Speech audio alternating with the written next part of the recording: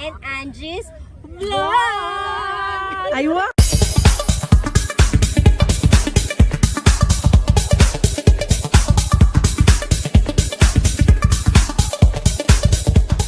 Ito, yung oras na to. Oras. Try kong magbuak bitaw ng butong, niyog na butong, buko. Separate ko yung juice at saka yung laman. Tingnan natin kung kaya kong buakin yung 1, 2, 3, 4, 5. Actually, nagawa ko na last time. Pero parang struggling ako that time. So, tinginin. See you in a while, guys. Medyo hindi makikita yung mukha ko, ha? Kasi ang importante, yung pagbibiak kung kaya ko, hindi yung mukha ko. Okay. Guys, ay, hindi nakalimutan. Hindi pala naka-record. Nakabuak na ko, nakabiak na ko ng isa. Tapos, pakita ko na lang ulit.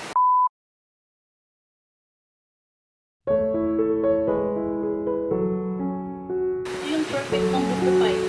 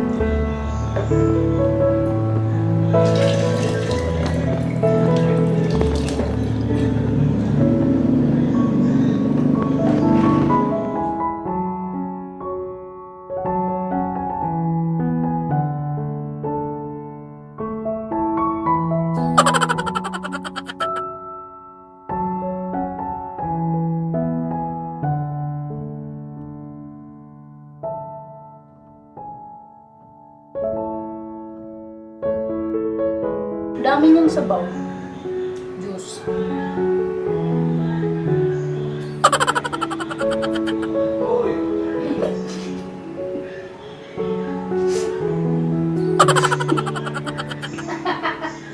Ay, yung baso, be. Eh, napuno naman eh. Guys, pang-apat ko na to siya nabuksan. So, dito pa lang ang butas kanina. Nakita ko na walang laman. Murag mo naman ito yung tinatawag sa Bisaya ng buwan na niyog, whatever. Basta yun yung naalala ko eh. Lang sira. So, ano yan? Tawag nito. Sira talaga. So, bali, ano lang siya. 1, 2, 3, 4 lang siya na niyog ang nabuksan ko. So, ito kakayurin ko pa. Ito na yung mga kanina sa ibaw. Tapos yung akala ko kasi may laman yung last. So, kinuhanan ko to kasi puno na. Yun pala, wala naman palang laman. So, mag-ano muna ako. Magkayod. Kayod? Hindi ko alam ang Tagalog niyan eh.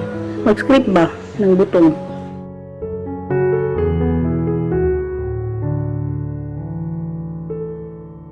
Sila yung isa doon. Sira na. Parang buang ba? Yung butas? Pero may butas ba yun? Baka yun yun. Walang sabaw. Tapos ang laman niya. Ha? Diba po siya laman tayo. Yung laman barang kupras na. Buwan ba? Ang tawag. So actually guys, hindi naman namin ito lalagyan ng ano eh. Yung sinatawag na lamaw. Ano lang, yung sabaw, diretso namin iinumin. Tapos ito, kainin namin diretso. Ako mas gusto ko yung diretso kaysa maglagay ng mga Ang tawag sa Bisaya is lamaw. Maglagay ng gatas, ganun. Lamaw yan sa amin.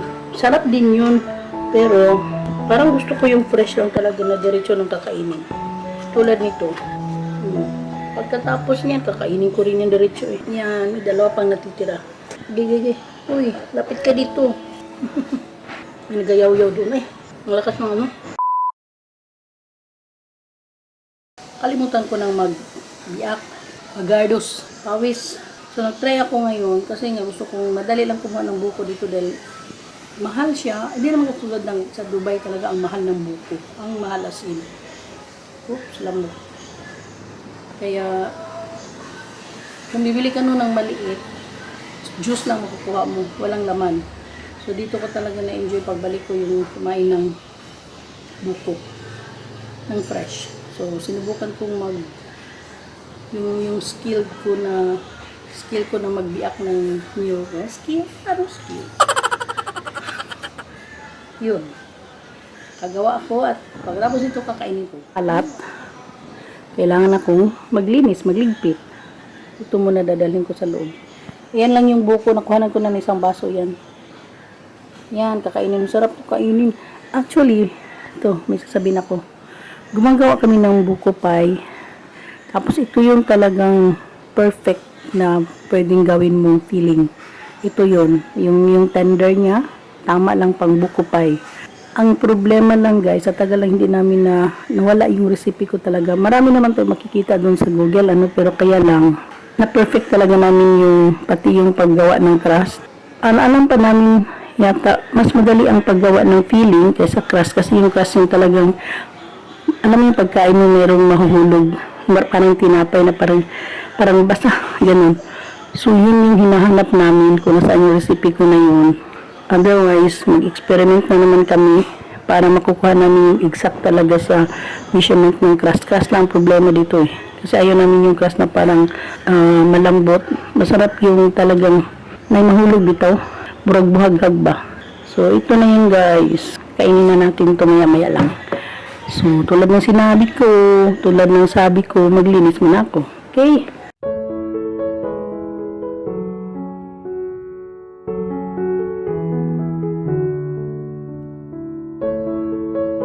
Uyog.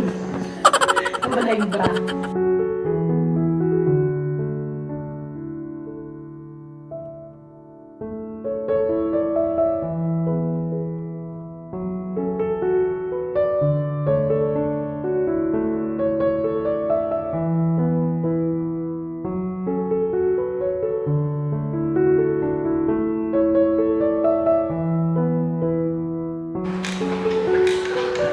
Yan guys, so binanata na guys, so.